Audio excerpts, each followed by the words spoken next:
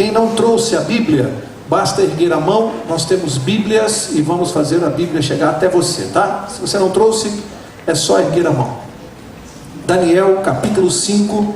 Na nossa sequência estamos estudando o livro de Daniel, capítulo a capítulo, verso a verso. Esta noite, Daniel capítulo 5, e como o pastor já anunciou, na próxima semana, mesmo com a nossa Semana Santa, na quarta-feira, no mesmo horário, estaremos aqui estudando Daniel capítulo 6, tá? Quarta-feira que vem, classe bíblica normal, Daniel capítulo 6. Eu vou ler então Daniel capítulo 5, verso 1, que diz assim: o rei Belsazzar deu um grande banquete a 1000 dos seus grandes, e bebeu vinho na presença dos 1000. Para aqui. Quem era Belsazzar? Alguém sabe? Filho de Nabucodonosor. Não era filho, ele era neto. E nós vamos falar isso um pouquinho mais adiante. Há vários versos aqui no capítulo 5 que mencionam que ele era filho de Nabucodonosor. Quando nós chegarmos nos versos, vamos entender por que a Bíblia fala filho, mas na verdade ele era neto de Nabucodonosor. Ele era filho de Nabonidos, tá? Mas ele era neto de Nabucodonosor. E diz que ele deu aqui nós estamos aqui diante de um grande salão no palácio, de uma grande festa. Imagine um banquete para 1000 pessoas, pense aí. E não eram 1000 pessoas quaisquer, porque diz que eram os grandes, eram pessoas influentes que ele convidou para um grande banquete. O que chama a nossa atenção logo de cara aqui, é porque nós vamos ver no decorrer do estudo, que o que é que estava acontecendo fora do palácio e fora da cidade na Babilônia neste período, neste dia aqui. A história nos revela. A Babilônia estava cercada pelos exércitos de Ciro, cercada completamente. E ele, o rei, ao invés de estar preocupado com essa situação, resolve dar um banquete, uma festa, uma orgia, porque as festas naquela época desses reis eram grandes orgias, com muita bebedeira. Portanto, ele, ao invés de estar se preparando, planejando a sua defesa, ele estava distraído numa grande festa. Mais adiante nós vamos ver o que isso tem a ver conosco. O que isso aqui tem a ver comigo e com você no tempo em que nós estamos vivendo? Será que alguns de nós, ao invés de estarmos nos preparando, estamos distraídos com as coisas do mundo? É para a gente pensar um pouquinho, tá? Nós vamos seguir. Portanto, e por que também ele estava despreocupado? Tem uma outra lição para nós. Quem conhece um pouquinho de história da Babilônia sabe o seguinte. Eu vou dar uns dados, uns números impressionantes para vocês.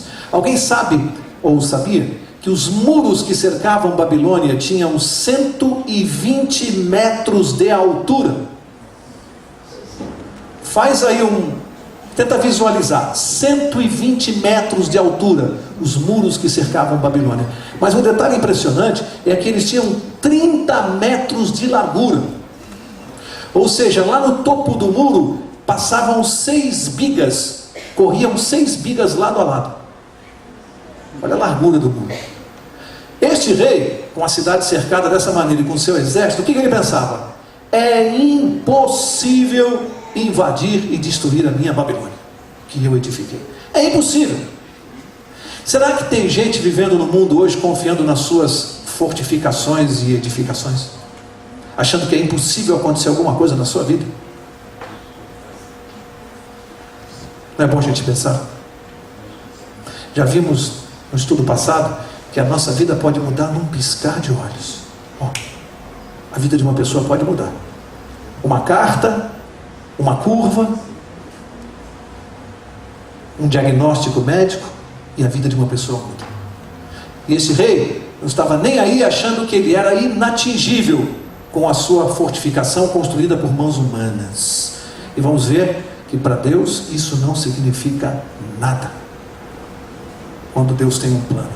Verso 2 diz assim: havendo Belsazzar provado o vinho, mandou trazer os utensílios de ouro e de prata, que Nabucodonosor, seu pai, tinha tirado do templo que estava em Jerusalém, para que bebessem neles o rei, os seus grandes, as suas mulheres e concubinas. Verso 3: Então trouxeram os objetos de ouro que foram tirados do templo da casa de Deus, que estavam em Jerusalém. E beberam neles o rei, os seus grandes, as suas mulheres e concubinas. Beberam o vinho e deram louvores aos deuses de ouro, de prata, de bronze, de ferro, de madeira e de prata. E de pedra, desculpe. Bem, aqui nós temos algo extremamente sério para analisar. Existem consequências terríveis e muito graves que a Bíblia relata, e aqui é um dos exemplos, em se misturar o profano com o sagrado. Sabe o que esse rei fez?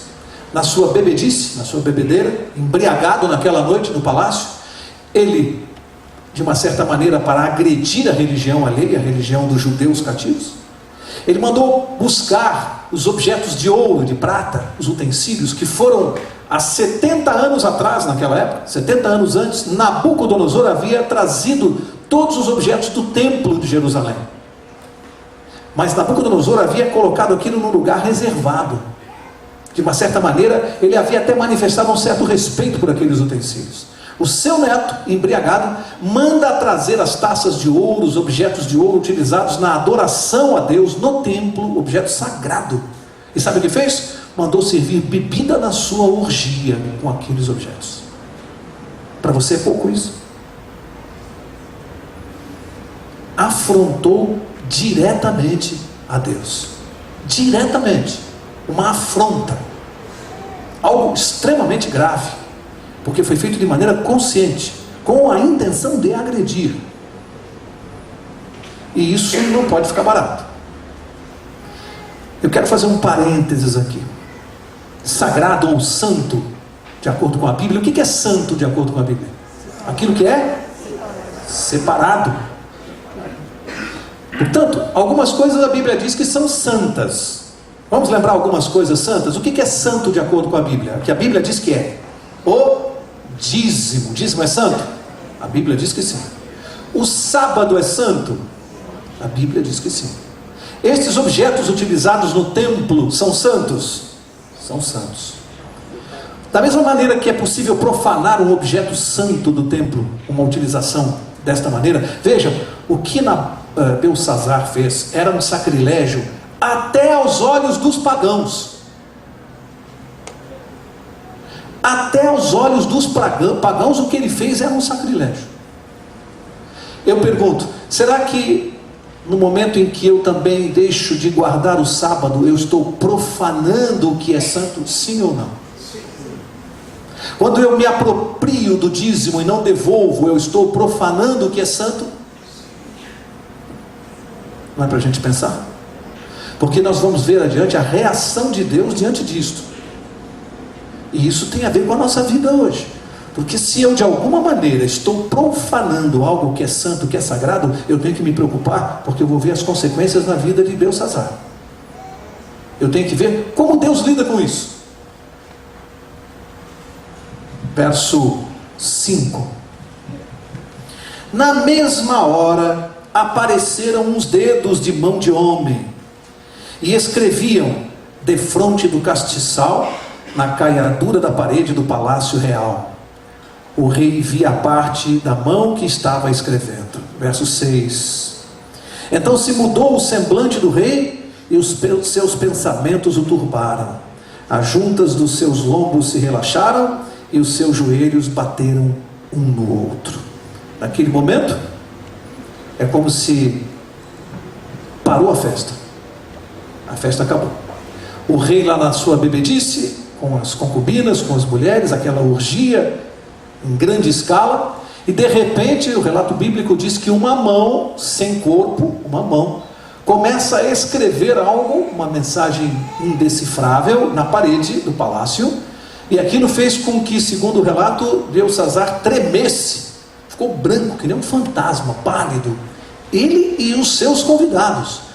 Amigos, para entendermos isso aqui, é importante a gente tentar vivenciar isso aqui. Imagina que você está num local, numa grande festa, de repente, algo sendo escrito na parede como se fossem letras de fogo, uma mensagem. Como você se sentiria? É isso que a Bíblia está dizendo que está acontecendo. uma escrita estranha, mas a gravidade do que estava sendo escrito, Belsazzar percebeu, porque ele ficou atemorizado.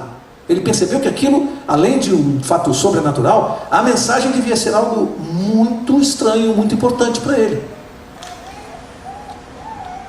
E ele ficou preocupado com aquilo. Mas nós vamos ver uma coisa interessante a respeito da nossa natureza humana. Como o ser humano repete os mesmos erros. A história, para mim, ela é interessante para ser estudada, porque a história é a maneira que o homem encontrou de ver como é que a nossa raça humana repete os mesmos erros e a história vai registrando. É impressionante. E vocês vão ver o que esse rei faz. Ele tinha pleno conhecimento da vida do seu avô. Tudo, ele cresceu ouvindo a história do avô, sabia tudo o que havia acontecido, ele vai repetir o mesmo erro. Vamos ver? Verso 7. Ordenou o rei em alta voz que se introduzissem os encantadores, os astrólogos, os feiticeiros, e disse o rei aos sábios de Babilônia: qualquer que ler esta escritura e me declarar a sua interpretação será vestido de púrpura e trará uma cadeia de ouro ao pescoço, e será no reino o terceiro dominador. Verso 8. Entraram todos os sábios do rei, mas não puderam ler a escritura, nem fazer saber ao rei a sua interpretação. Qual foi o erro que ele cometeu, que o avô já tinha cometido? Quem se lembra?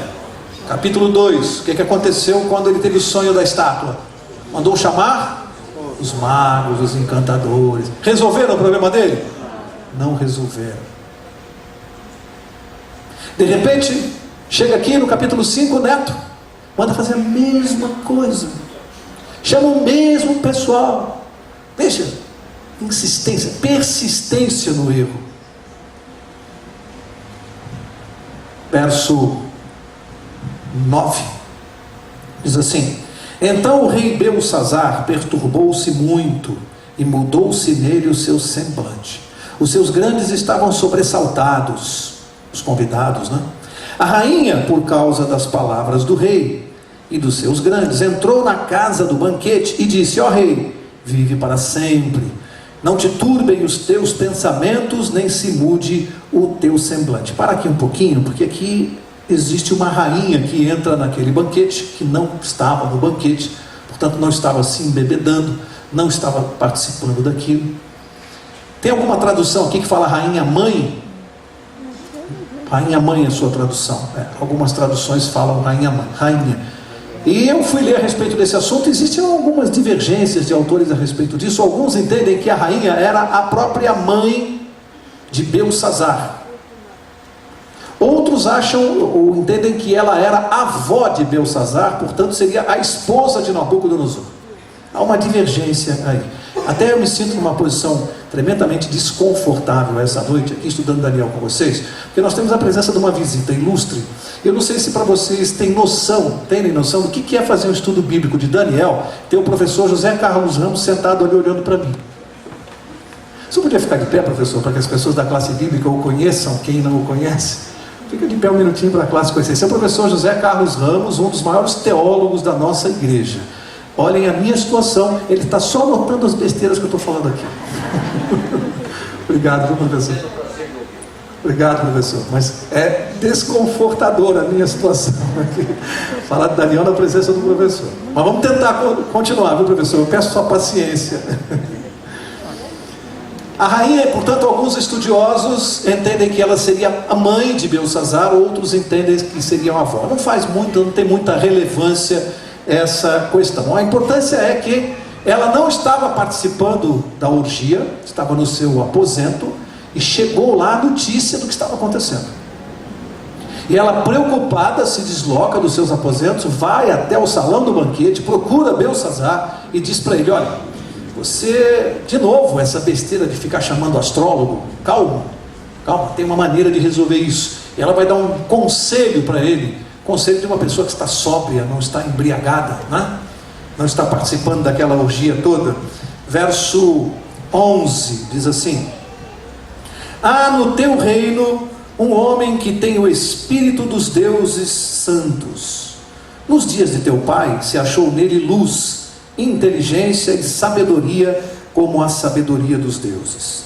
Teu pai, o rei Nabucodonosor, sim, teu pai, ó rei, o constituiu chefe dos magos, dos feiticeiros, dos astrólogos e dos adivinhadores. Porquanto, verso 12, se achou neste Daniel, a quem o rei pôs o nome de Beltesazar, um espírito excelente, e conhecimento, inteligência, interpretação de sonhos, explicação de enigmas e solução de dúvidas. Chame-se agora Daniel, e ele dará a interpretação. Portanto, a rainha dá a ele esse conselho. Vamos comentar a questão do pai. Eu também, ao ler, a princípio estranhei, porque sempre ouvi dizer que Beltesazar era neto de Nabucodonosor. E ao ler o relato bíblico, de fato, há pelo menos 5 versos que mencionam que Nabucodonosor seria seu pai. Mas aí eu fui estudar e vi uma explicação. É que nos idiomas semitas, a palavra pai também designa em muitas oportunidades antepassado próximo ou distante. Portanto, não se aplica só ao pai na linha. Querem exemplo disso? Lembram-se, Jesus era chamado filho de Davi. No entanto, Davi viveu 1000 anos antes de Cristo. A palavra empregada era para dizer de um antepassado dele. Portanto, aqui a palavra pai é empregada para Beltesazar, no sentido de antepassado, porque Nabucodonosor, segundo historiadores, isso parece que não há dúvida, ele era mesmo neto de Nabucodonosor, embora a Bíblia o chame de pai nesse sentido, de um antepassado dele, ok? E aqui diz, a rainha convida ou instrui, aconselha que ele fosse então buscar Daniel. Algumas coisas interessantes para nós meditarmos aqui. Primeiro, o testemunho de Daniel, porque Daniel deveria ter aqui, neste episódio, aproximadamente de 80 a 85 anos de idade. Já era um senhor. Mas tudo aquilo que ele havia feito, ou seja, ele havia vivido praticamente 70 anos da sua vida aproximadamente no Império da Babilônia. E ele deixou um excelente testemunho, porque viram como a rainha se referiu a ele, provavelmente sendo ela a esposa de Nabucodonosor, o conhecia bem, e ela deu como indicação para Beltesazar o próprio Daniel, que deu um belo testemunho de vida durante todo o tempo que ele viveu em meio à Babilônia. Pergunto para nós agora, nós que vivemos nessa Babilônia aqui, que tipo de testemunho nós estamos dando? Será que as pessoas, quando se lembram de nós, elas se lembram com esses predicados aqui que a rainha se referiu a Daniel? Não é para a gente parar e pensar que tipo de testemunho nós estamos dando? Será que as pessoas, quando pensam em mim, no mal, em você, dizem assim, ele é ponderado, equilibrado, inteligente, sábio, acostumado a resolver problemas, com sabedoria, com instrução? Mas esses predicados eram de Daniel apenas, ou ele buscava em alguém? Ele buscava em Deus com muita oração. Só em Deus. Um homem que dedicou a sua vida inteira a Deus. E agora, num momento como esse, em meio a pagãos, de quem se lembra? Daniel. Olha o respeito por ele. Verso 13 diz assim: então Daniel foi introduzido à presença do rei. Ele estava na festa? Não estava. Foi introduzido na presença do rei. Por que não estava na festa? Aquela festa era lugar para cristão? É mais alguma lição para nós? Por onde nós temos andado? Que lugares nós temos frequentado? Com que tipo de pessoas nós temos conversado? Quais são os temas das nossas conversas? Que tipo de livros você e eu temos lido? Que filmes temos visto? Daniel não estava lá, não era lugar para ele. Foi chamado, foi introduzido na presença do rei. Seguindo o verso 13, disse o rei a Daniel: és tu aquele Daniel dos cativos de Judá, que o rei meu pai trouxe de Judá? Ouvi dizer a teu respeito que o Espírito dos deuses está em ti, e que a luz e o entendimento e a excelência e a excelente sabedoria se acham em ti. Ele disse que ouviu dizer. Veja, vamos tentar imaginar também aqui esta situação. Daniel introduzido no meio de um banquete que na verdade mais se parecia com uma grande orgia, uma bebedeira, para resolver um problema. De repente chega lá e eu posso imaginar Belsazzar no seu trono, numa plataforma mais elevada, talvez rodeado por concubinas, embriagado certamente, e ele começa de uma certa maneira a desfazer de Daniel. Eu ouvi falar de você. Você não é aquele escravo judeu? Começa a desfazer de Daniel. E, segundo os estudiosos, Belsazzar deveria ter pouco mais de 30 anos, portanto um jovem arrogante, audacioso e arrogante.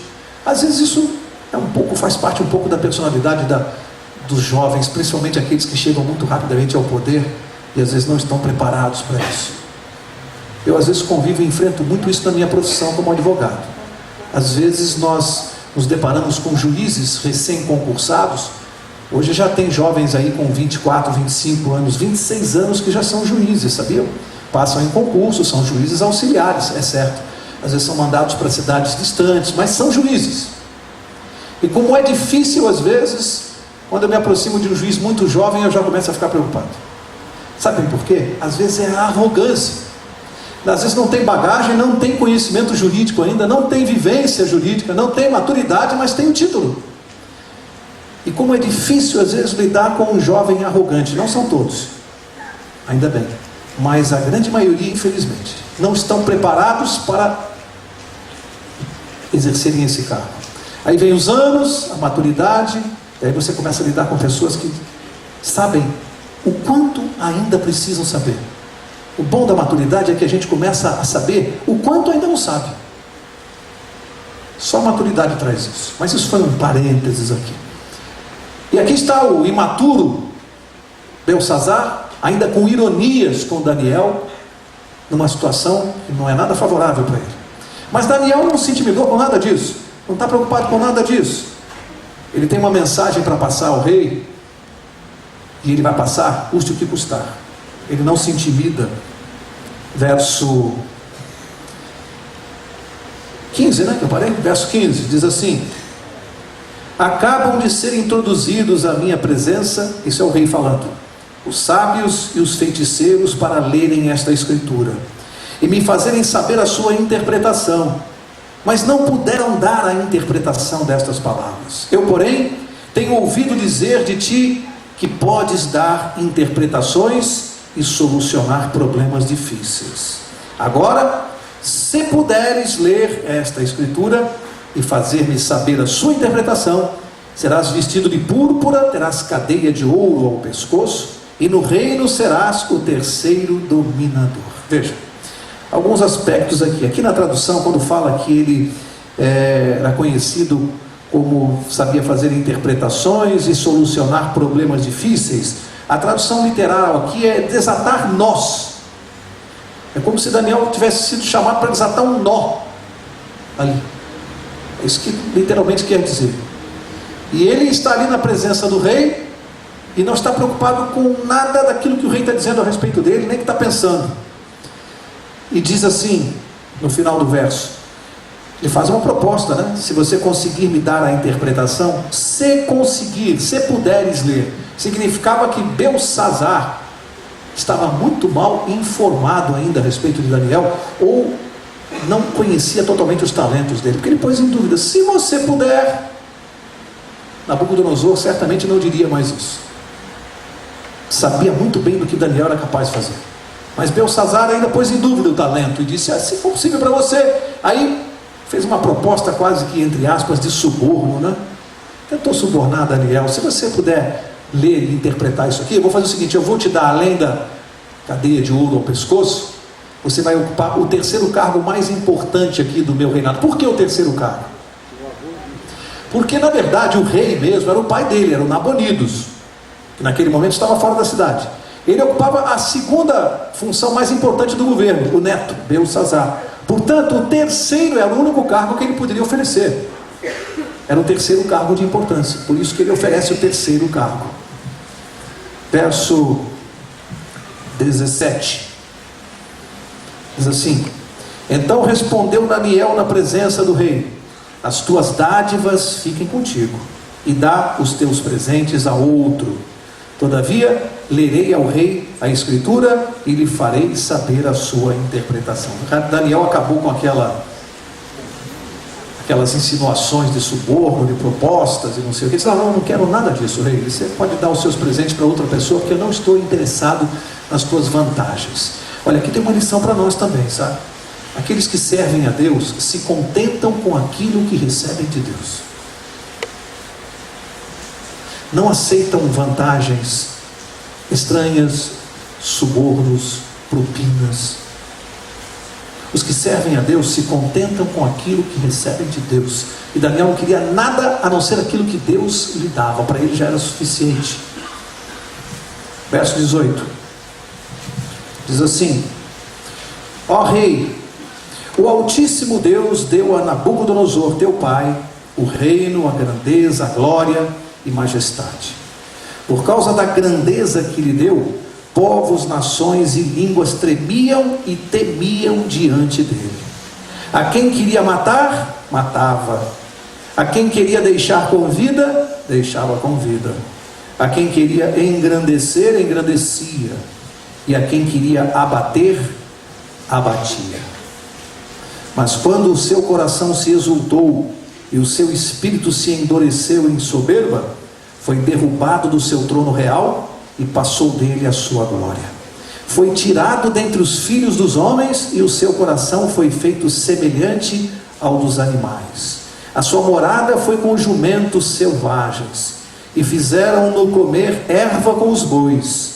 E pelo orvalho do céu foi molhado o seu corpo, até que conheceu que Deus, o Altíssimo, tem domínio sobre os reinos dos homens e a quem quer constitui sobre eles. Vejam, Daniel fez questão de que o rei soubesse a razão do que ia acontecer, o motivo, por que ia acontecer a tragédia que viria a seguir. E ele fez assim uma espécie de uma recapitulação histórica para o neto. Começou a falar do avô, uma história que o neto sabia, mas começou a lembrar. Olha, o seu avô, Nabucodonosor, se orgulhou, recebeu todo o poder, glória, majestade do Altíssimo, que estabelece reis e remove reis, assim como você também recebeu, e assim como todos aqueles que ocupam o poder recebem o poder de Deus. Mas um dia ele se orgulhou tanto, que ele desafiou a Deus. E aí ele acabou passando por 7 anos de loucura. Lembram-se? Estudamos aqui na quarta passada, no capítulo 4. 7 anos de loucura. Até que, diz Daniel, até que ele reconheceu que o Altíssimo é quem lhe dava o poder, é quem estabelece reis, remove reis, o mesmo que te estabeleceu. Deu uma recapitulação mostrando para Belsazar qual era o problema que estava acontecendo. Antes de dizer a mensagem da parede, começou a relatar o motivo, o que estava acontecendo ali de tão grave. Verso 22. Agora ele vai se dirigir diretamente a Belsazar. Ele diz: mas tu, seu filho Belsazar, não humilhaste o teu coração. Olha o que ele diz aqui: ainda que soubestes de tudo isso. Ainda que soubeste de tudo isto. Ou seja, o problema de Belsazar não era a falta de informação. Ele sabia, tinha conhecimento, estava desafiando a Deus conscientemente. Conhecia a história do seu avô, sabia tudo que já havia acontecido com o avô, e decidiu deliberadamente ignorar tudo aquilo e desafiar novamente o Deus do céu, o Altíssimo. Resolveu desafiá-lo mais uma vez, conhecendo toda a história. A Bíblia é enfática nesse ponto. Ele não fazia isso de boa fé, fazia isso conscientemente. Verso 22, verso 23. Em vez disso, levantaste contra o Senhor do céu, pois foram trazidos os utensílios da casa dele perante ti, e tu, os teus grandes, as tuas mulheres e as tuas concubinas, bebestes vinho deles. Além disso, destes louvores aos deuses de prata, de ouro, de bronze, de ferro e de madeira e de pedra, que não veem, não ouvem, não sabem, Mas a Deus, em cuja mão está a tua vida e todos os teus caminhos, a Ele não glorificaste. Qual era o grande pecado de Beltsazar? Pelo menos há dois aqui bem graves, que Daniel está expondo a ele. Primeiro, o de ter profanado aquilo que era sagrado.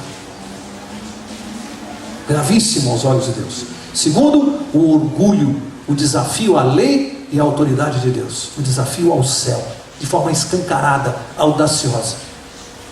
E isso teria um custo muito sério, muito grave, que ele ia ter que enfrentar naquela mesma noite. O problema, Daniel estava dizendo para ele exatamente por que as coisas iriam acontecer.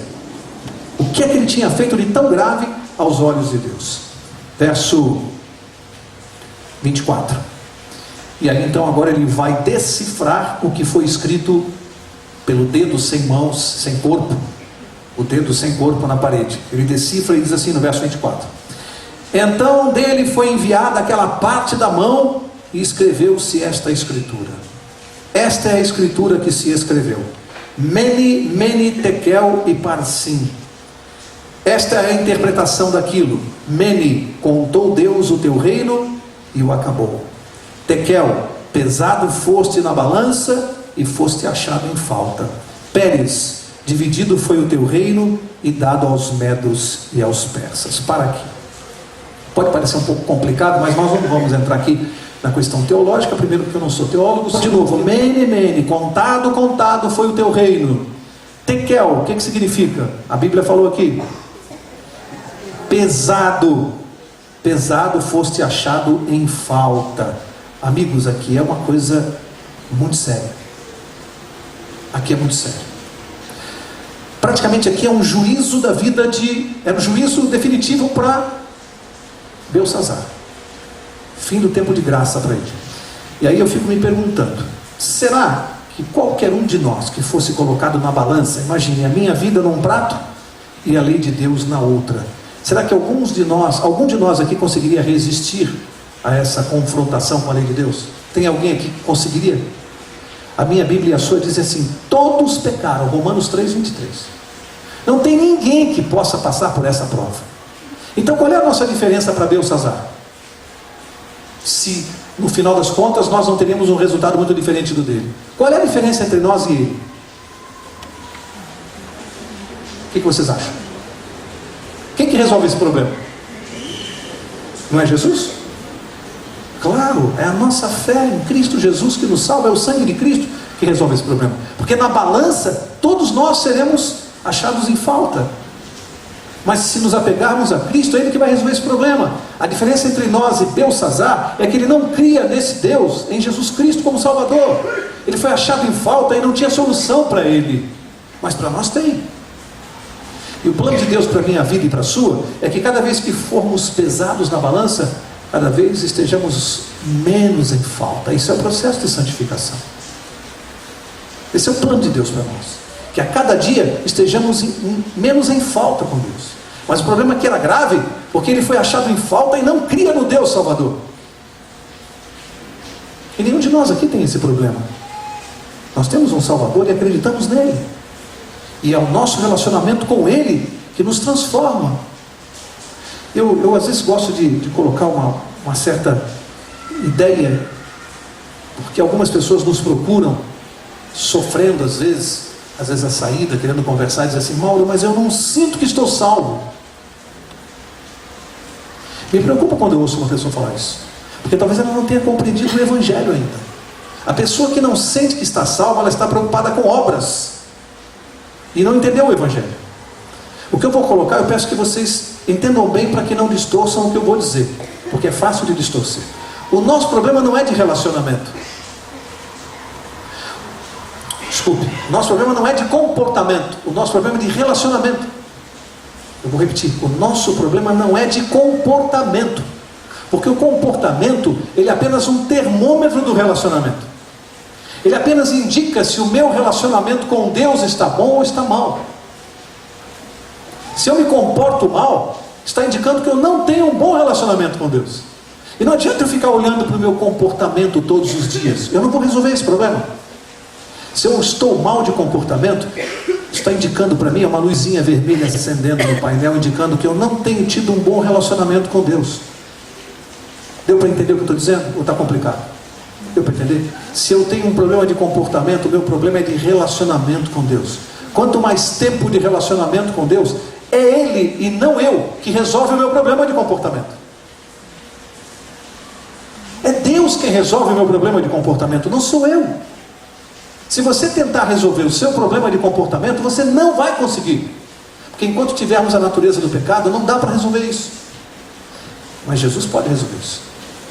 Portanto, eu não estou pregando aqui que devamos desprezar o nosso comportamento. Não estou pregando isso. Eu estou pregando que devemos melhorar o nosso relacionamento com Deus para podermos melhorar o nosso comportamento. Portanto, a regra é simples, a fórmula é fácil de entender. Se alguém acha aqui que não tem agido corretamente, que não consegue mudar, se alguém tem um vício, se alguém tropeça todos os dias na mesma pedra, não adianta você se desesperar e dizer eu não tenho salvação. Não resolve. E não é assim. Não funciona dessa maneira. Adianta é olharmos a cada dia mais para Jesus e dizermos, Senhor, eu não consigo, mas o Senhor consegue. O Senhor pode fazer na minha vida o que eu tenho certeza que eu jamais vou conseguir fazer. Aquele vício que eu tenho, que o Senhor conhece, o Senhor sabe que se depender de mim, eu jamais vou me livrar dele, jamais. Eu não consigo, mas o Senhor consegue. Essa é a solução, esse é o Evangelho. É deixar Jesus fazer por nós aquilo que nós não podemos fazer. Vamos seguir. Verso... Onde eu parei? Não, estava ainda analisando o tekel, né? Pesado foste na balança e foste achado em falta. E aqui aparece a palavra Pérez. Dividido foi o teu reino e dado aos medos e aos persas. Eu fui ler um pouquinho mais sobre isso aqui para entender, porque lá na frente, ou antes disse Parsim, e aqui fala Pérez. Eu fui estudar e verifiquei que Parsim é o plural de Pérez. Pérez quer dizer dividido, no singular. No plural, Parsim também significa persas. Interessante isso. Portanto, o que a mensagem da parede estava dizendo para Belsazar? Qual era o resumo da mensagem? Que ele foi analisado por Deus, foi posto na balança divina, foi achado em falta, não tinha um salvador, e que ele morreria naquela noite porque o reino dele seria entregue aos medos e persas. Esse era o recado. E exatamente assim aconteceu. Belsazar morreu naquela noite, como nós vamos ver. Ou seja, o tempo de graça para ele acabou. Acabou. Porque ele cometeu um erro muito grave em toda a sua vida. Ele teve anos e nunca teve interesse de fazer uma pergunta. Na sua tolice, ele achava essa pergunta irrelevante. Uma pergunta tão simples que todo ser humano tem que se fazer. O que eu preciso fazer para ser salvo? Quem não faz essa pergunta é um tolo. O que eu preciso fazer para ser salvo? O ser humano precisa responder essa pergunta. Precisa buscar a resposta para essa pergunta. Qualquer que seja, rei, faxineiro, juiz, presidente da república, jogador de futebol, quem quer que seja, precisa responder essa pergunta: o que eu preciso fazer para ser salvo? Ou quem me salva? Ele não se preocupou durante a vida dele em responder essa questão aqui. E naquela mesma noite ele recebeu o juízo de Deus. Verso 29 diz assim: então mandou Belsazar que vestissem a Daniel de púrpura e que lhe pusessem uma cadeia de ouro ao pescoço e proclamassem a respeito dele que havia de ser o terceiro dominador do reino. Mesmo que Daniel não quisesse aceitar nada disso, ele insistiu com essa questão aqui. Amigo, nesse verso até aqui fica claro uma coisa que a gente precisa entender, porque fala-se muito do amor de Deus. Até é interessante, hoje à tarde, eu girando aqui no final da tarde os canais da televisão, caí no meio de uma entrevista ali que eu não sei bem do que se referia, mas me chamou a atenção porque uma moça no meio da entrevista, ela disse assim, uma frase que marcou para mim. Ela disse assim: eu não estou muito preocupada com isso, eu não sabia do que ela estava falando. Ela disse assim: porque eu faço as minhas coisas aqui, um dia quando eu chegar lá no céu eu me acerto com Deus. Eu faço o que eu quiser aqui e um dia quando eu chegar no céu eu me acerto com Deus. É assim que funciona? Vejam, um conceito totalmente equivocado de Deus. Nenhuma noção do mundo que ela está vivendo, de onde ela veio, para onde ela vai, o que é a vida, o que é a morte, uma noção. Essa pessoa está vivendo num mundo completamente deslocada, não sabe nada, confusa. Imagine você viver uma vida assim. Quando eu chegar lá no céu, eu me acerto com Deus, imaginando que vai ser assim. E tem muita gente pregando assim, né? Deus é amor, você pode fazer tudo o que você quiser. Se você aceitar Jesus, você está salvo, do jeito que você é. Continua com a sua cervejinha, continua com o seu cigarro, continua com as suas coisas, você está salvo, porque Deus é amor. Será que é assim? Deus está mostrando aqui que a sua misericórdia, ela não é sem limite. Chegou um tempo em que a iniquidade de Beltsazar extrapolou o limite da tolerância de Deus. Acabou, basta. E para muitos seres humanos isso vai acontecer. Quando encher a taça de Deus, acabou.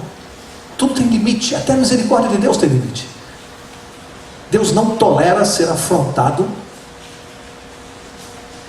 mesmo no seu amor. Porque imaginar que o amor de Deus releva o pecado, primeiro é não conhecer o caráter de Deus. Segundo, a Bíblia chama isso de pecado de presunção. É você ser presunçoso a ponto de pensar que você pode fazer o que você quiser, que Deus vai te salvar mesmo assim. Isso é um pecado de presunção. Imaginar que Deus vai nos salvar de qualquer maneira. Façamos nós o que fizermos. Verso 30. Naquela mesma noite foi morto Beltsazar, rei dos caldeus. E Dario o Meda ocupou o reino com a idade de 62 anos. Olha, essa história de Beltsazar nos faz parar para pensar e entender algumas coisas. Primeiro, Deus respeitou o livre-arbítrio de Beltsazar como respeita o nosso. Respeitou. O tratou como um indivíduo, deu a ele todas as oportunidades, mas fez ele entender que ele assumiria as consequências das suas escolhas. Já falei aqui algumas vezes, há pessoas confundindo essa questão do livre-arbítrio. Imaginam que livre-arbítrio é você poder fazer o que você quiser.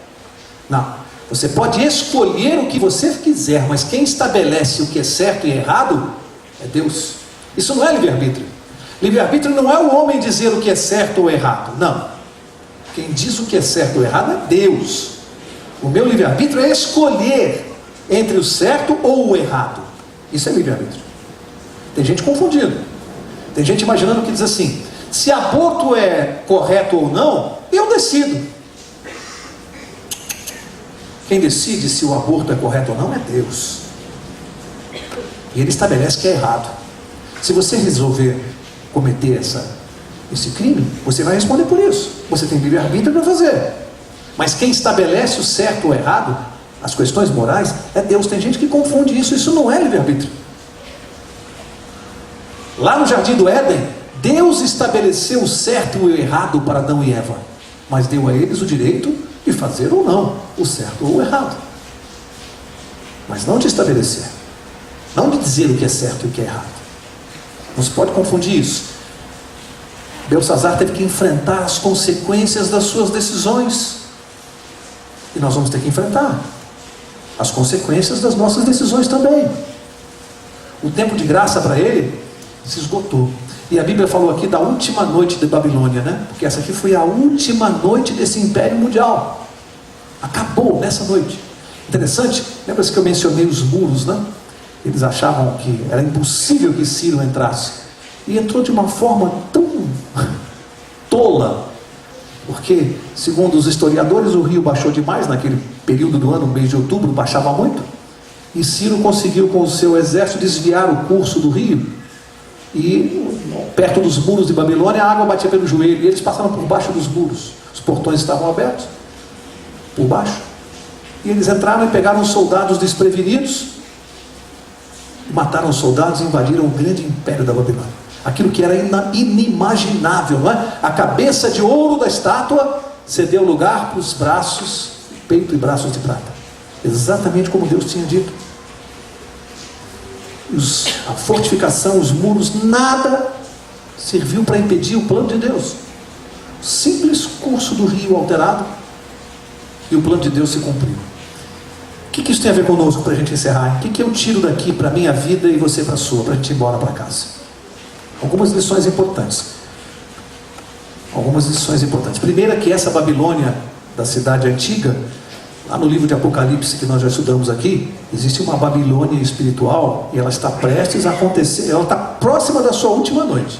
Sim ou não? A Babilônia espiritual. Aqueles que não saírem dela, como Deus disse, terão que enfrentar também a taça da ira de Deus. Significa que nós temos que enxergar essa Babilônia aqui nos nossos dias e saber que nós estamos dentro dela. E nós temos que viver de acordo com os princípios de Deus. E para aqueles que estão vivendo dentro da Babilônia espiritual, o recado de Deus é: sai dela, povo meu. Ainda tem tempo de sair. Segunda lição que a gente leva para casa é que Belsazar tinha toda a influência do seu avô, que segundo o capítulo passado, no fim da sua vida, o que ele fez? Aceitou Deus como o Altíssimo. Ele se salvou. Qual é a lição que a gente tira? Que a sabedoria e a experiência dos nossos pais e avós não servem para a nossa salvação. Elas não são transmitidas. A salvação é individual. O nosso destino nós escolhemos. A experiência dos nossos familiares não vão nos salvar. Podem influir na nossa salvação, mas a decisão é sua, é minha. Eu não posso salvar meu filho. Eu posso influenciá-lo, eu posso fazer de tudo para que ele ande nos caminhos de Deus, mas ele vai ter que tomar a decisão dele. Isso é uma lição para nós. O que adiantou o Belsazar? Ele fez a escolha dele individual. A salvação é individual.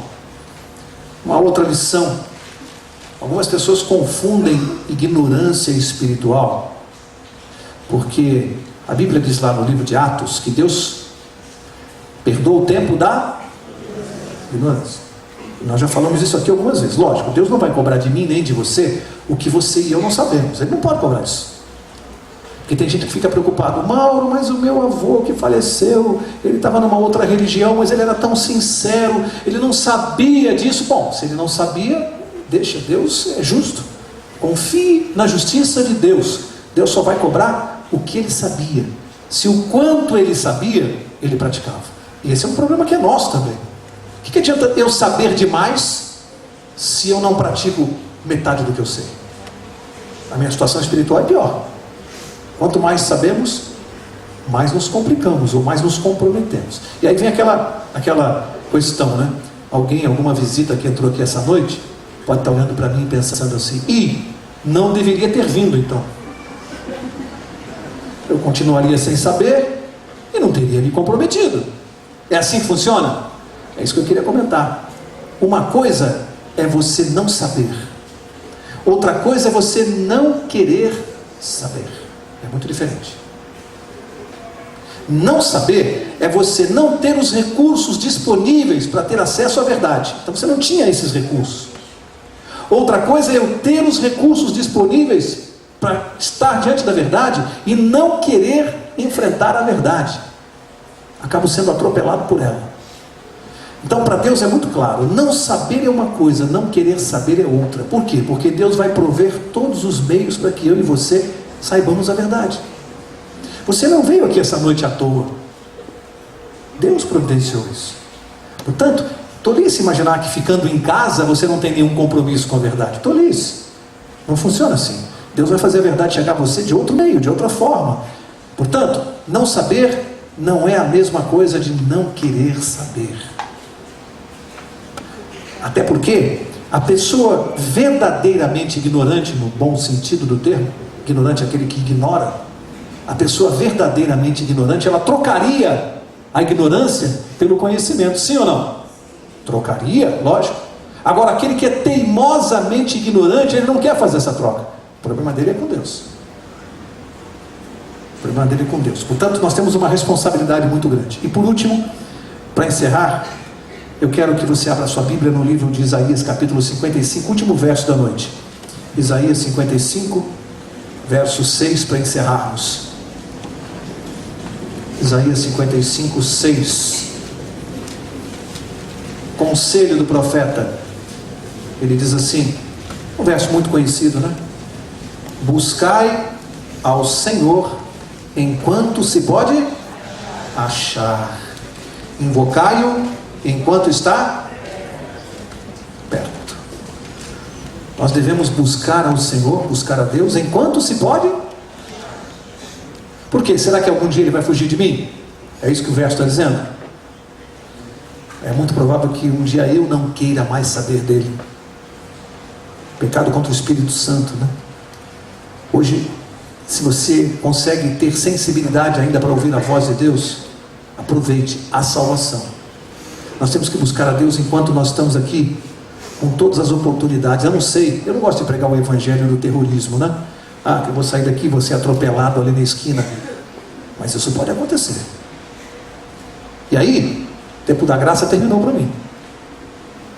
Porque tem gente que pensa assim, até Jesus voltar, de acordo com as profecias, ainda tem alguns anos. Será? E se eu morrer amanhã? Nós temos que tomar essa decisão já, imediatamente. Não se brinca com Deus. Não se brinca. Eu quero encerrar, sempre gosto de encerrar com uma história. E tem uma que eu não conto há algum tempo, eu gosto muito dela por aquilo que ela diz. Nós sempre temos visitas aqui, pessoas no ciclo da nossa classe bíblica, então eu sei que tem muita gente que ainda não ouviu essa história aqui. É a história daquele rapaz que ia fazer uma viagem de ônibus na rodoviária, e enquanto aguardava ele foi lá e comprou um pacote de biscoito, de chocolate lá com recheio e tal, de uma determinada marca. Entrou no ônibus, colocou lá a sua bagagem no bagageiro, colocou ali o seu pacote de biscoito, viu que ainda faltavam uns 5 minutos, pediu ao motorista que ele ia ao banheiro e já voltava. Desceu do ônibus, foi ao banheiro. Quando ele retornou, na janela estava o seu companheiro de viagem, um hippie, fortão, cheio de tatuagens. A pessoa se sentou ali, viu que o companheiro de viagem era meio estranho, mas tudo bem, só que percebeu um fato que chamou a sua atenção. O hippie havia aberto o seu pacote de biscoito de chocolate e estava comendo sem ter pedido autorização. E ele ficou muito chateado com aquilo. Falou, mas que cara de pau, abriu meu biscoito, está comendo, não me pediu. E olhou feio assim para o hippie estava lendo uma revistinha, olhou para ele, assim fez um sinal com o rosto, um cumprimento, e continuou comendo o biscoito. E ele, irritado, o hippie era muito forte, ele botou a mão no pacote assim, pegou um biscoito, botou na boca, ficou mordendo e olhando feio para o hippie. E o hippie do lado ali olhava para ele, cumprimentava, botou a mão no pacote, pegou mais um biscoito. E comia, e ele irritado, e foram indo, ele cada vez mais irritado, não sabia o que ia fazer. E foram, e ele pensando, o hippie muito forte, pensando no que ele ia fazer, tinha que tomar uma providência, e de repente, último pacote no pacote, último biscoito no pacote.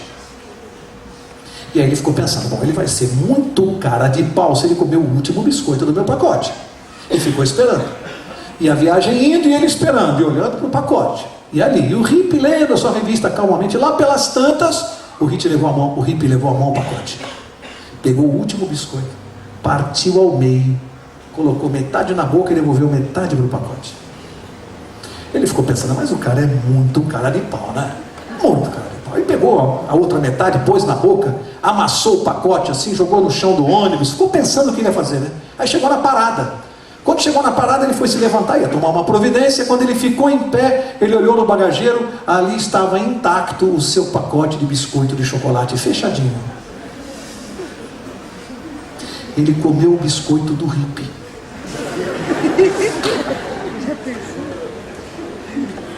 Crente que estava certo, sinceramente convicto de que estava com a razão, sinceramente. Ele nunca podia imaginar, era o mesmo pacote, a mesma marca. Ele estava sinceramente errado. Assim acontece conosco.